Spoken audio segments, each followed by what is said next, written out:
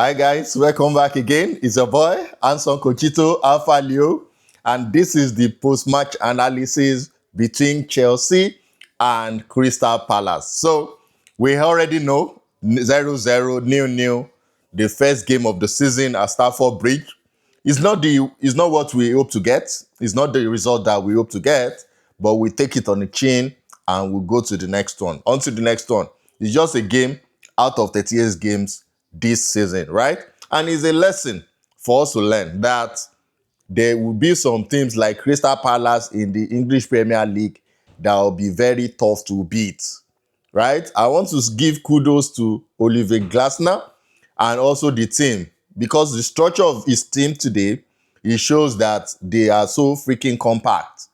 They know what they are doing. They know how to hold it tight so that you will not break them down, right? And I want to also talk about Chelsea in the sense that we showed that we are not ready, right? We didn't commit that we want the 3 points. Before we got our acts together, it was so freaking late, like 80, 75 minutes. If we have overloaded them from the start, then they will take us serious. But we were slow to react. Maybe, I don't know what's going, because a lot of you guys, Chelsea fans, you've been giving excuses. Maybe fatigue will be setting in now. Maybe, you don't give excuse. Don't give excuse. This is the first game of season. We've learned our lesson. We go back to the drawing board. We know how to figure out teams like them going forward. Remember last season, like I said, back to back, home and away, we play draw. Right? So they are good. They beat these guys, Manchester City, to the FA Cup. They won last week against Liverpool from behind. Even if penalty, they won. Right? That coach is very good. Right? Look at the first half. We didn't play anything. Chelsea didn't play anything. They were all over the place. Palace were all over the place.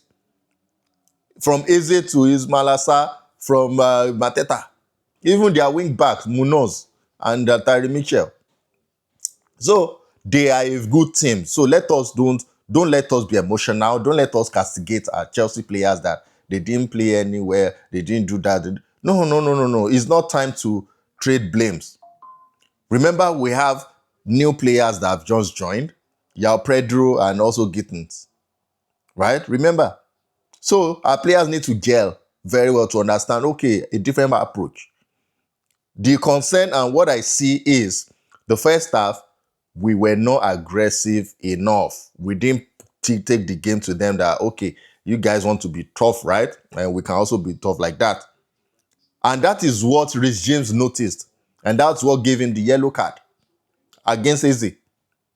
He noticed that these guys are just balling all over the place. They want to boss us around. But he took the yellow card for the team before he was taken out in the second half. So, guys, calm down. Just calm down. We are going to start beating. After like 6, 7, 8 games, right? We know where we are. We will know if we're going to win the league, or we will know if our team have gelled enough. We will know if we qualify for the top 4. At that point in time, enough training sessions, of course. So the players will be able to gel, to know each other, to understand each other better. So first half, fortunately for us, Crystal Palace had a goal disallowed, free kick. Why was it disallowed? Because of the 1 meter rule. That Gueye actually, did not stay 1 meter rule. He did not oblige to that 1 meter rule. Fortunately for us, that he pushed Caicedo as well, right? So it's because of that spacing. If not because of that, we'll be 1-0 down. And they may even defend the 1-0 all through. Sorry, guys. You guys are playing bet that Chelsea didn't win. Because I know a lot of people have played bet on Chelsea that Chelsea will win today. Even my prediction, 3-1. Right? Unfortunately, it didn't come true. So I've known that this Crystal Palace, they are a boogie team. They are tough for any club. Right? So that's the first half. We didn't even get a shot on goal. Joao Pedro, that we've been pushing, that this guy is just exceptional. He was not dynamic. He was just in that center forward, number 9 position. He didn't play to the wings. or come back deep and get the ball and create space for another player. He didn't play that. Maybe it's the tactical approach by Maresca saying he should not be playing freely. We don't know what happened. And that's why I said we will learn our lesson, take our lessons home, right? And we'll know how to, play against similar opposition in other games as well, right? So that's the first half. We can't even say so much about that first half. We can't say so much about first half. Enzo Fernandez was 0. Gittins was 0. I think it's high time now. Fernandez should sit down and rest. Because this guy has played a lot of matches and he needs rest. He needs rest. Gittins should even learn from the bench. Because we cannot be having Estevão and be benching him, 18-year-old superstar. The guy should play the right wing position where Gittins is playing. Gittins should understudy him. And let us take Pedro Neto to the left wing. The next game, I think we should be starting like that. Gittins can come in with his speed. He can tire players, defenders, because they'll be tired whenever he comes in. He will use his speed and 1v1 position and to shine. I think we should reason in that direction. So second half, that is when, in fact, when we brought in Delap, that was when we started making impact. Why? Because Delap is like a bully. He can stand shoulder to shoulder with any defender, right? He has that stamina. He has that physique, unlike Joao Pedro. And that was when he got 1 shot on goal. Right? And when we brought in Estevão as well, Estevão also, the guy beat 2 players, defenders, created chances. He even had the shots on goal, off target. I was expecting him to even square play back for another player to shoot that shot. Right? So, but he blew it over the bar. But we saw the impact. Even the commentator mentioning that he wants to create an immediate impact. So that's a player that he should be a starter.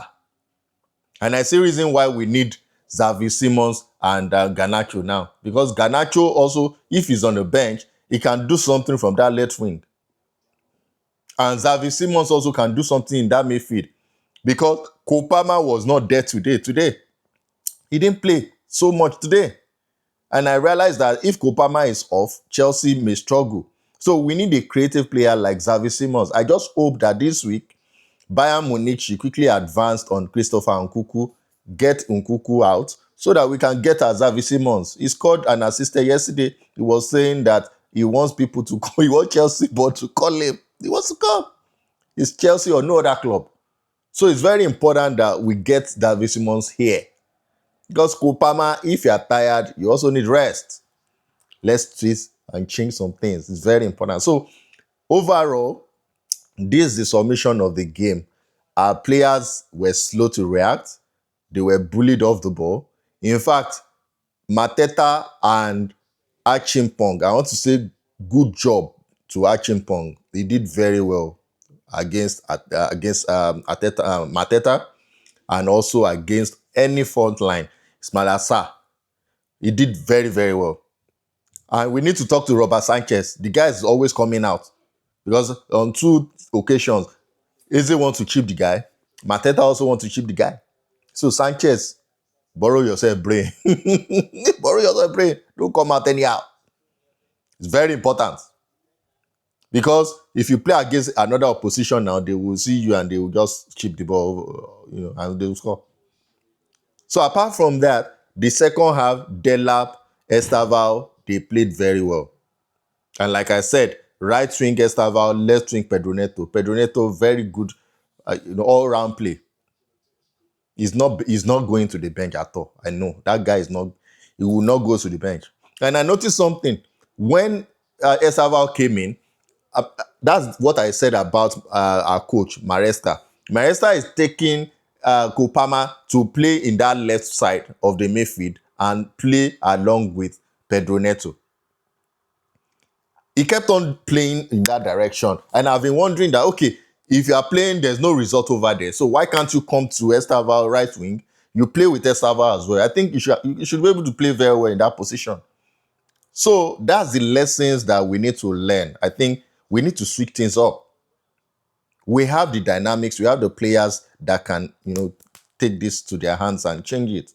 Eden Hazard was on the stadium to watch the game today. Even Romario, the legend, Brazilian legend, was there, right?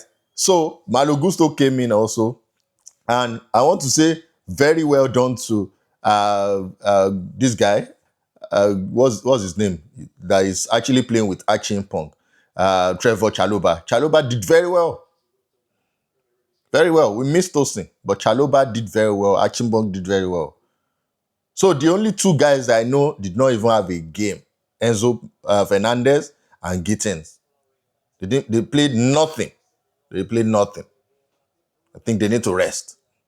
So against West Ham on Friday, we need to, in fact, away, we need to go and beat them.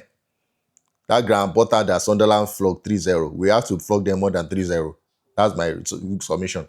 They have a big pitch. I think our players should shine over there. And that small pitch in Stafford Bridge, I think our owners need to now think about how to go to another location.